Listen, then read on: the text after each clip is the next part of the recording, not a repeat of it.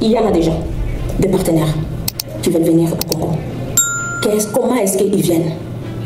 Ils viennent avec les mêmes processus qu'ils nous ont toujours donnés, où il y a une alternative que nous pouvons proposer. Oui, il y en a. La meilleure et la best même. C'est laquelle que je suggère. C'est que nous, Congolais, nous devons acheter des parts dans des entreprises prêtes ou cherchant à investir au Congo. En achetant des parts, nous faisons partie de ces investisseurs qui reviennent dans le Congo.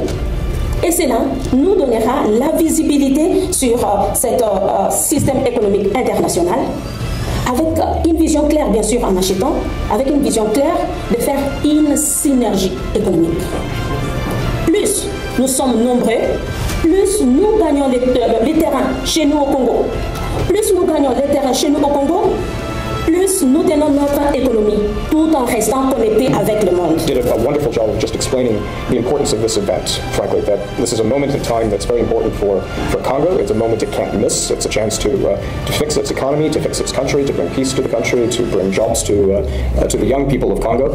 But I also think it's actually a moment in time that the United States can't afford to miss. It's an opportunity for us to reset our relations with Africa, to focus them on the importance of doing business together, of bringing investment and commerce to Africa, to helping bring skills and jobs to the African people. I spent 3 years in Zambia as ambassador, and there's no question in my mind that that was the single most important thing that the Zambians had to deal with, still have to deal with. The overwhelming majority of their population is young, and trying to find jobs for those people is really what government is all about, I think, in Africa. So this event brings together leaders from both the United States and the DRC to discuss the opportunities for responsible investment, transparent governance, sustainable development in the DRC, especially critical minerals sector, an area of global importance for clean energy, advanced technologies, long-term prosperity, and something that the Democratic Republic of Congo has to play an important role in as we go forward. It's a source, for an overwhelming amount of critical minerals, copper, cobalt, all the things that go into the new economy, worldwide economy. So before we begin, again, to extend thanks to Elfine and to Carl for organizing this. And then let me just say that I'm going to introduce all the panelists, and then we have, well, I'll start by doing that. So, collaborative agreement that partners signed with the DRC government. The APCC was created, I will say recently, in 2022, was rebranded because it was under a different acronym. To summarize what the APCC does is the DRC leverages its natural resources to get infrastructure. This system was created to first help the country not put itself in big debt, and then facilitates the increase of infrastructure through partnership. This was tried before with SICOMIN. I recall what SICOMIN was, a deal where Chinese consortium companies wanted to grow. So they came up with this platform, or they created a joint venture, and DRC provided a list of infrastructure was needed. Through the joint venture, the country gets back infrastructure. So the APCC was created to oversee those agreements. So when the private party signs with the government, they put all objectives that they want, and then the APCC oversees that implementation of that project. From the project itself, infrastructure. Because what happens sometimes, companies are called to commit social environment obligations for the people, for the communities. Most likely they don't really comply with that on those. So that's what comes from the system of having an agency that will oversee.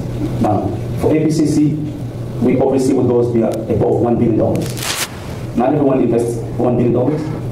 But we have other platforms that oversee those kind of investment. But as far as APCC is only, because that comes with a lot of incentive the government gives on tax breaks, on exonerations. So it's a list of it. I won't go into details to it right now. But pretty much that's what APCC does. Now for the US, it's new. This conversation started last year in September. That's what we hosted the meeting with most of the investors we have here, Kobo and DCO and Simeon, someone here. So we started a conversation of giving them the opportunity that they can enter into agreements. Le gouvernement américain a dit clairement les investissements privés vont partir au Congo, n'est-ce pas? Il faudra que les privés congolais s'allient avec ces privés américains. C'est la seule façon dont nous pouvons échapper à cette histoire. Pourquoi? Parce que, par exemple, mon investissement à moi, dès que j'ai acheté, je fais partie de cette société. J'ai toute mon intention là, j'ai toute mon âme là. Qu'est-ce que nous faisons pour délivrer des résultats que la société attend? S'il vous plaît, c'est les privés. Chacun de nous avons des compétences. Chacun peut attribuer avec ce qu'il a. Ce n'est pas seulement l'argent. C'est le privé qui vient avec l'argent, ils peuvent être là. Nous avons besoin des compétences de ces gens. C'est comme ça que nous pouvons créer cette chaîne de valeur. Par ces compétences, il peut travailler et régénérer de l'argent qu'il pourra retrouver concrètement. Si les privés congolais ne sont pas là, il y a quelque chose qui nous échappe. Il y a quelque chose qui nous échappe. J'ai une expérience sur l'économie mondiale. Je dis bien, je répète bien mes mots. Ça fait 20 ans. Ça fait plus de 20 ans.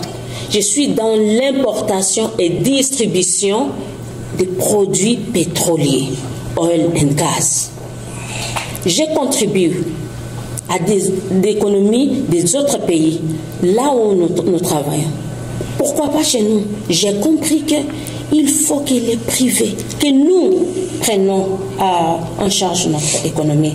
Je pense qu'à cette question-là, il fallait que je revienne pour qu'on réveille un peu nos consciences en tant que Congolais. En portant ma casquette de consultant, on a évoqué Cobalt, d'autres entreprises qui peuvent ici en RDC. C'est l'importance d'exploiter la diaspora, de profiter de la diaspora.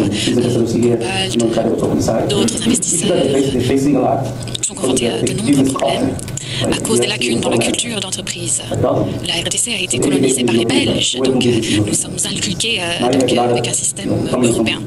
Maintenant, il y a de grands investissements chinois parce que les États-Unis étaient absents. La Chine est venue pour remplir un vide. Donc maintenant, les États-Unis veulent revenir en Afrique et en RDC. Donc je vous encourage à passer par la diaspora. Pourquoi? Parce que la diaspora connaît la culture d'affaires américaine, connaît comment être moteur économique. Donc j'appelle à Cobalt, qui est en période d'embauche, même chose pour VCO. S'il vous plaît, exploitez les talents parmi la diaspora congolaise. Il y a de nombreuses personnes qui postulent donc, pour obtenir ces postes, qui peuvent vous ouvrir la porte à la RDC, mais ils comprennent donc, les facteurs linguistiques, économiques. J'ai déjà été donc, j'ai entendu des plaintes vis-à-vis des salaires. Donc, ces salaires sont pour les ouvriers étrangers. Si vous embauchez des Congolais, vous pouvez en tirer plein des bénéfices que vous n'aurez pas en embauchant quelqu'un du Colorado, du New York. Vous allez embaucher quelqu'un qui connaît donc la culture, le paysage local, parce que l'entreprise, les affaires passent par les amitiés. Profitez donc de la diaspora pour rentrer dans la RDC. Si vous regardez tous les CV, prenez le temps de discuter avec ces gens, de rencontrer ces gens. C'est important que le peuple s'approprie des institutions et des marchés. Le peuple sera toujours là. Il vous aidera parce qu'il se sera approprié du marché. Certains d'entre nous ne connaissent que des Américains, mais je sais que ce que les États-Unis peuvent apporter en RDC, ce sont des connaissances. Oui, aux États-Unis, il y a des diplômes et on n'a pas forcément besoin de se rendre en RDC. Mais une fois qu'on y est, transférez les connaissances. Et ces gens vont